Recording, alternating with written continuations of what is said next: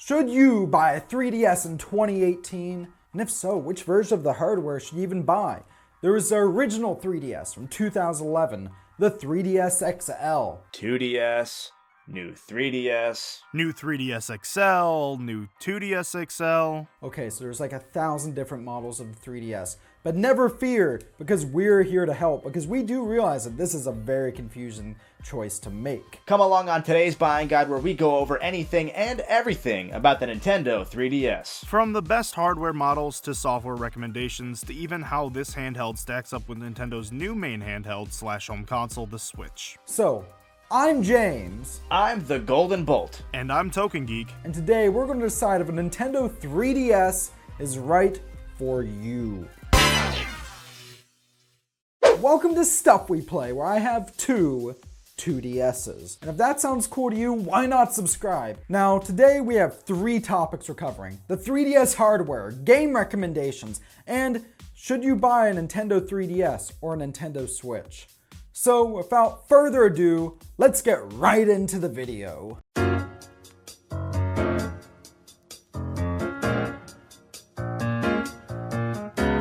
So the 3DS was originally released in 2011 for a whopping $250. And the original model wasn't pretty. Just look at this thing and those horrible membrane start, home, and select buttons. Ugh. But regardless, it was a really cool new piece of technology, so I sold the bulk of my Wii games and my DSi to GameStop of all places, just so I could buy one on launch day.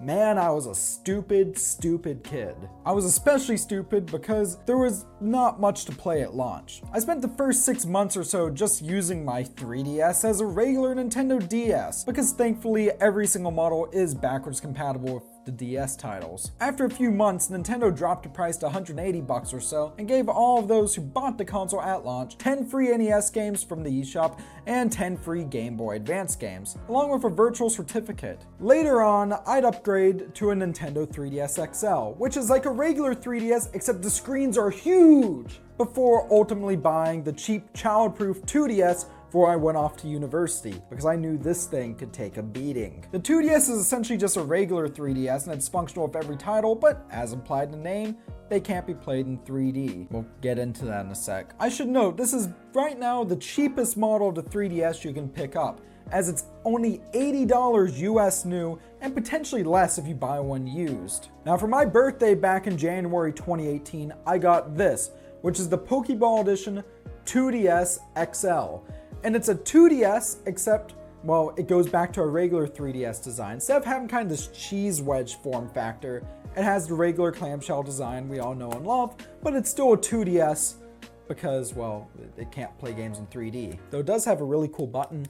Now, more things of note with the 2DS XL. It came out after the new 3DS and the new 3DS XL, which were redesigned versions of the regular 3DS and 3DS XL, with a second joystick, a second set of L and R buttons, and more RAM. There are also some games that could only be played on the new 2DS / new 3DS line of consoles, and as far as I can recall, there's a whole whopping 4 of them. What the hell, Nintendo? I personally avoided the 3DS for the first several years of its life for one key reason. When the system launched and The Legend of Zelda Ocarina of Time 3D was positioned as one of the major games for the system, I knew that its sequel, Majora's Mask, would get its time to shine as well. But more importantly, knowing Nintendo, I knew that, like Ocarina, Majora would get a special edition of 3DS model as well. Obviously, as you can see behind me, I'm a pretty big fan of Majora, so I waited what I figured would be a year or two. It's, ended up being 4 years, but it was worth it to get this sexy piece right here. The 3DS on a system level is nothing too exciting, certainly nothing to write home about. Just looking at its specs, the 3DS is a very underwhelming handheld when compared to the Sony PlayStation Vita that launched that same year. And it's almost disappointing to see that it's practically on par with the PSP that launched 6 years prior. The main draw of the 3DS family at the time was its innovative, but poorly executed, parallax barrier 3D functionality. And that's not to mention the fact that children under 7 shouldn't even use the 3D at all. In the beginning, games ran just fine on the base model of the 3DS, but as the lifespan of the console continued, developers began to push the limitations of the hardware further and further. It wasn't until 2015 that we saw a revision to the handheld specs with the new line of 3DS and 3DS XL models. Despite its underwhelming power and pricey launch, it was Nintendo's little engine that could, single-handedly saving Nintendo's skin during the dark era of the Wii U. I first got the 3DS as a gift back in the days before all of this iterative crap came out. I think it was about 2012 when I got my Crimson 3DS, and I had Super Mario 3D Land and I loved it to death. That and Mario Kart 7 were the only two games I had for the 3DS at the time and held me over until Pokemon X and Y came out when I upgraded to the XL model. I remember the thing was absolutely mind-blowing at first, especially with the 3D functionality in Super Mario 3D Land. It's just a shame that the 3D gave me some gnarly headaches. If the system itself, or you, the player, move out of the exact perfect position for the 3DS camera, the image will become incredibly blurry. Thankfully though, that 3D functionality is optional. Also, can we take a second to talk about how confusing the 3DS line's naming scheme is? Like, imagine you're a kid and you tell your parents you want a new 3DS for Christmas, and then your parents would be like, oh, do you want a new 3DS or do you want a new 3DS? Also, what's this I see about a 2DS? Is that the same as the old Nintendo DS? Are you kids still playing Pokemon? With all that in mind, let's simplify the 3DS models down to which ones I think are worth buying, in my opinion. I never used the 3D on the 3DS. I wear glasses. Apparently for a lot of people who wear glasses, the 3D effect just doesn't work at all. So any and all models of the 3DS with 3D capabilities, I'm ruling out right here, which just leaves these, the 2DS and a 2DS XL. And which one is better? It depends on your price point. A base 2DS would be a great entry point into the world of portable Nintendo gaming, as at the low price of only $80 American, you get a console that I've never not seen bundled with a game. Most of the ones I've seen coming with either New Super Mario Bros. 2 or Mario Kart 7 built in,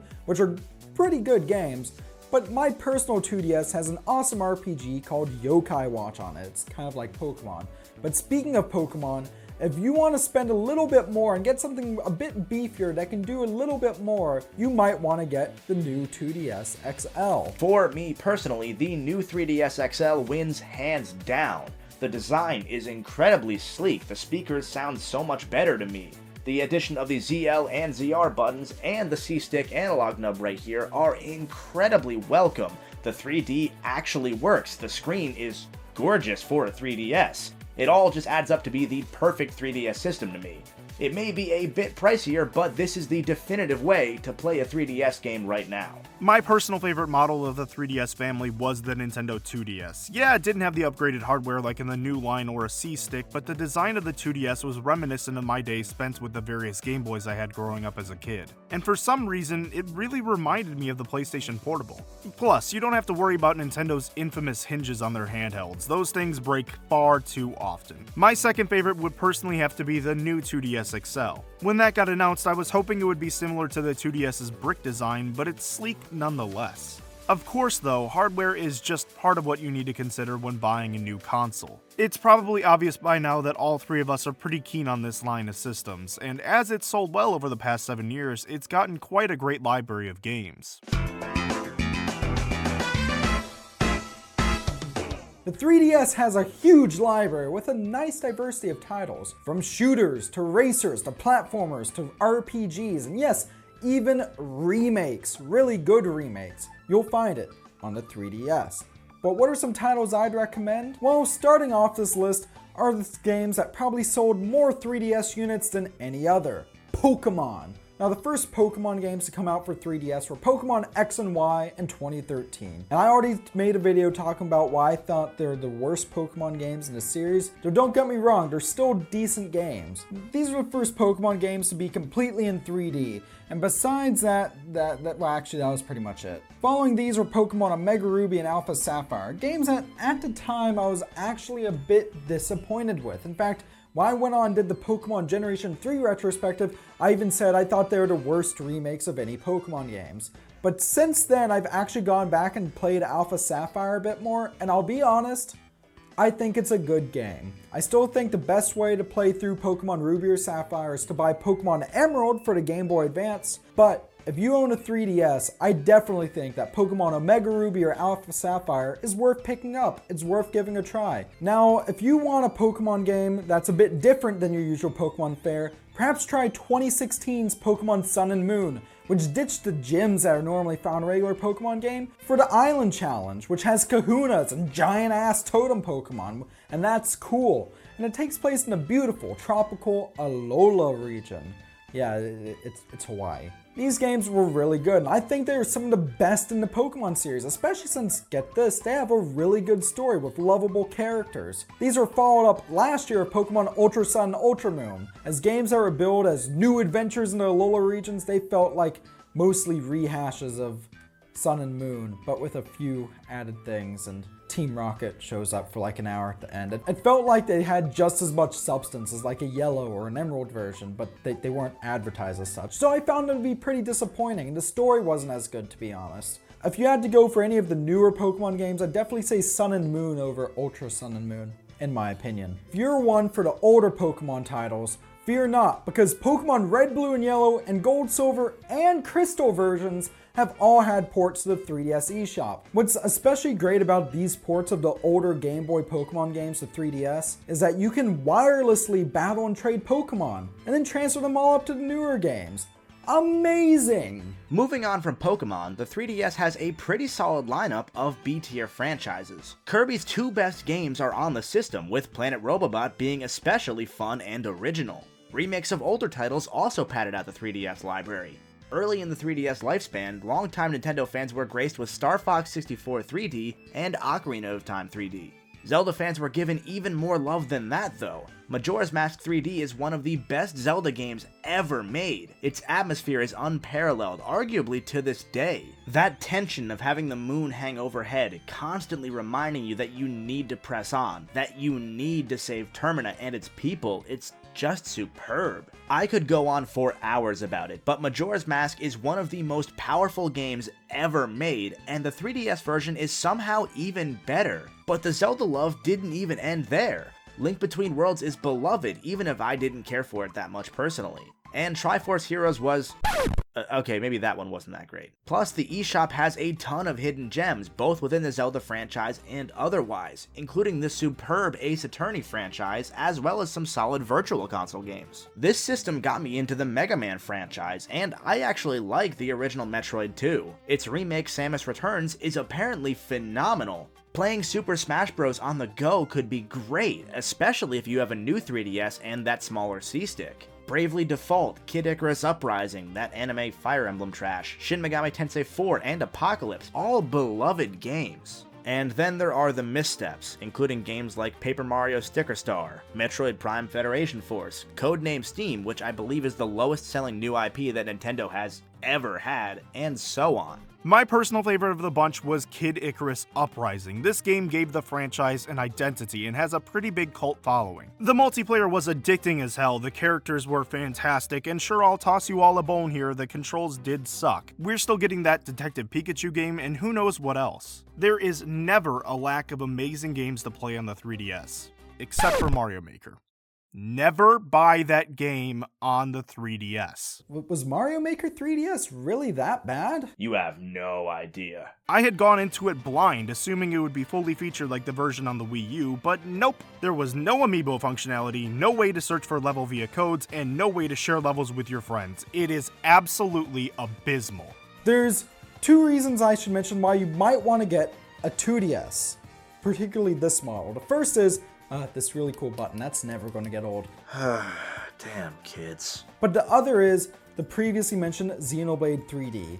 Now, okay, there is one other title you might want to consider if you get one of these. There's also a version of Minecraft that's exclusive to the new 3DS, but it's Minecraft. Your toaster can play it. But the reason I wanted this model was for this.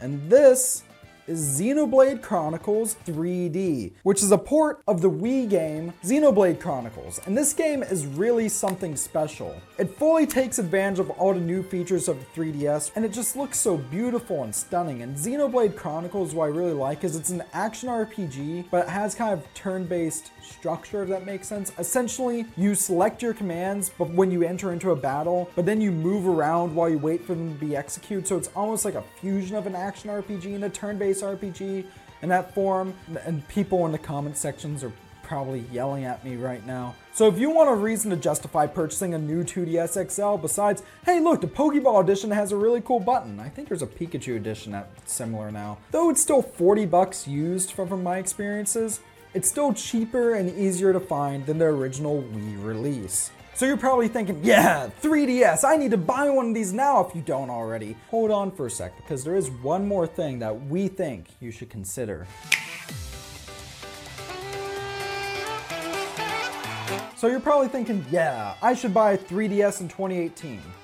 But have you considered this thing? The Nintendo Switch. Should you buy a Nintendo 3DS or a Nintendo Switch in 2018? Now, I've made a video before going into this topic in detail. However, this is such a big important topic that I feel like it was worth revisiting here with my buddies. So, 3DS versus Switch. Well, what are the pros and cons? Pros in the 3DS's favor, it's cheaper, what with the 2DS at 80 and the new 3DS XL, the most expensive model being at 200, and of course this sexy middle of the road option being 150, compared to the Switch, which is 300. However, keep in mind as well that with that comes horsepower, because the Nintendo Switch is a much more powerful console. It's a modern home console that you can take on the go, compared to the 3DS, which is very much so a last-gen handheld. Trust me, the graphics on this thing are more like those on the GameCube, maybe a Wii. Along with that, another point of 3DS's favor is the battery life. Battery life on the Switch is garbage and maxes out at about 2 hours. Granted, the 3DS isn't that much better. I'd say the best model would probably be the 2DS. Notice that gets about 6-7 hour. New 2DS/new 3DS is more like 3-4 maybe. So only a bit better, but still, the Switch has abysmal battery life. Being as this system is now almost 7 years old. Can you believe it? The 3DS is 7. It has a huge backlog of games. However, don't count out the Switch's library, because the Switch has had some really solid titles as well. It's had Super Mario Odyssey, Zelda Breath of the Wild, 2 fantastic games. In fact, I'd say Mario Odyssey is the best Mario game ever made. And on top of that, the Switch is Nintendo's future going forward. Getting stuff like, Nintendo Labo, getting a new Pokemon game, Metroid Prime 4, and though the 3DS is still getting new releases, and Nintendo has said, yes, they're going to keep supporting it at least until 2019, it's on its way out, I feel. I don't think the 3DS will still be on shelves in 2 years' time. If you want a budget option, yeah, maybe get a 2DS, get a 3DS. In fact, if you're on a budget, just get a 2DS with a built-in game. But if you have more to spend, don't get one of these, perhaps. Get one of these. As for me, I'm sure this is a topic you're giving a lot of thought, but let's be real here. Switch. The 3DS has had some great games, but its legacy to me is defined by safe ventures into existing franchises. Zelda has a safe remake, a safe sequel to that remake which is also in itself a safe remake, another safe sequel/remake in Link Between Worlds, and a safe sequel to that sequel/remake. Look at Mario. It had the blandest 2D Mario game of all time and a soulless 3D Mario that plays like a 2D Mario. Hey, I actually liked Mario 3D Land. And you're totally entitled to your own opinion on that, even if it is the wrong opinion. The Switch is defined by its desire to go beyond safe. Zelda and Mario have pushed the boundaries for what to expect from Nintendo games by choosing the player's experience over the dev team's ease of development. Mario has a friggin' Rabbids game, and it's good. Really good. In my opinion, however, if you had to choose between buying a Switch and a 3DS, I'd have a hard time telling you which is more valuable. The 2DS is a great and cheap entry point, coming in at $80 US, and it's more often than not bundled with a great game. While this is a great deal, the 2DS is still a base model and will still suffer from the same performance issues the base 3DS had, with lag and other such issues particularly noticeable in releases such as the Pokemon games and many major titles that came out later in the 3DS's lifespan. A Switch will run you about $300 US and has essentially become Nintendo's new handheld, or hybrid. whatever. Now, ideally, I would say buy both. If you're buying into the 3DS family, you're entering waters that have already been charted. The 3DS is almost on its way out and has an extensive backlog of games. The Switch, on the other hand, has seen massive hit titles in its first year, with even more incredible games on the way this year. If you're willing to believe in Nintendo and the Switch, I'd say that's a better option, even with the 3DS family and the titles for it being cheaper. However, if you're the type that wants to buy a 3DS just so you can make YouTube videos, forget about it. I'll get one of those $500 capture cards someday. Just gotta sell a kidney. This brings us back to the question we asked at the beginning of the video. Should you buy a Nintendo 3DS in 2018? And the answer is, it depends on your price point and what you're looking for. If you're on a budget, the 2DS is a no-brainer, as it will fairly cheaply grant you entry into the world of handheld Nintendo gaming. However, if you are willing to spend just a bit more cash, it might be worth it to plunk down the extra money for the Nintendo Switch. The 3DS is nearing the end of its life cycle, meaning that major releases are starting to dry up if they haven't entirely already. Meanwhile, the Switch will be here for years to come and will get many more big releases moving forward. Now, of course, if you're a game collector, you should definitely go out and get every single model of 3DS. Trust me, you'll have your hands full for quite a while. But if you're a collector, you probably already have multiple 3DSs. And oh my gosh, this reminds me, I haven't gone into the various different special editions. There's the Majora's Mask 3DS, there's all the different special Pokemon 3DSs and 2DSs that only came out in Japan. There's all the removable faceplates you can use in the base model of the new 3DS. Not the new 3DS XL, just the regular small new 3DS. And then of course there's really weird stuff like the Metal Gear Solid Snake Eater 3D Premium Edition 3DS. God, try saying that 10 times fast. But that's an entire video in and of itself, and it seems like we're out of time.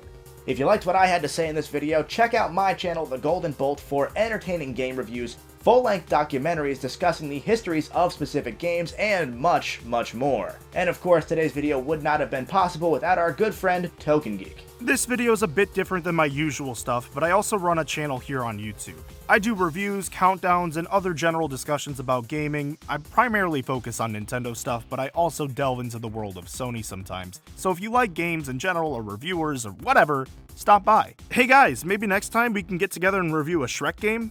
I heard you can get Shrek the Third on the Wii for the cheap. It's never ogre, James. Never. So, with that unexpected ending, thank you very much for watching. If you enjoyed this video, why don't you subscribe to Stuff We Play for more great content like this? And while you're at it, why don't you share this video out with the world? Because the best way to help your favorite YouTubers grow is to share out their content with your friends. So, on that note, thank you very much for watching. Stay classy, and I will see you next time.